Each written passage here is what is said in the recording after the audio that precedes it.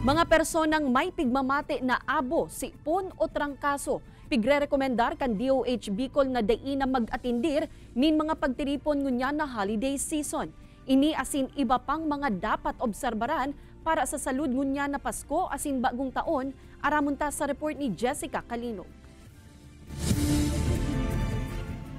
Kasabay kan malipot na panahon ngunya na Desyembre an paminsan-minsan man na pag-uuran. Kaya day talaga maiibitaran ang pagkakaigwanin abo asin sipon. Dawa pa day mo iyan gustuhon.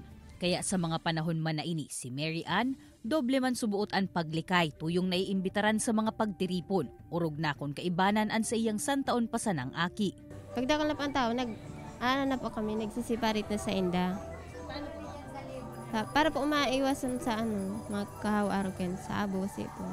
Siyempre po, pag aki pa, dahil mo siya mahapot, kung anong makulog niya.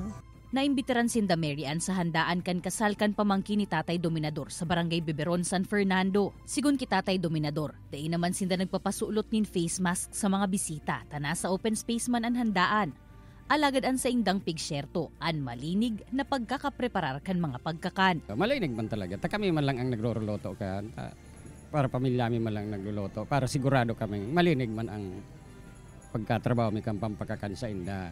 An pigtawan doon kan Department of Health Bicol, yaon pagiraray an huma kan COVID-19.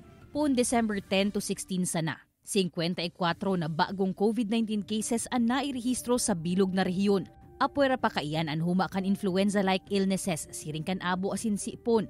Kaya kung may pagtiripon ngunya na holiday season, ang ina-advise po talaga is kung talagang may mga sintomas na malala, may lagnat na din po, mga ganun, mas maganda po na sa bahay na lang din po muna. Sa mga handaan man, pigkakampanya kan ahensya na magpreparar nin masustansyang mga pagkakan, may gulay, may prutas. Syertohon na malinig asin tama ang pagkakaluto, nganing iwas food poison, siring man na pirming maghugas nin kamot. Kung mapuyat sa sunod-sunod na pagtiripon asin kasiributan, hinguhahon subuot na makakumpleto nin 7 to 8 hours na turog pagkabanggi. Nakakapataas man kaya ininin immune system, asin makakatabang na di katulos tamaan, nin ano manahelang.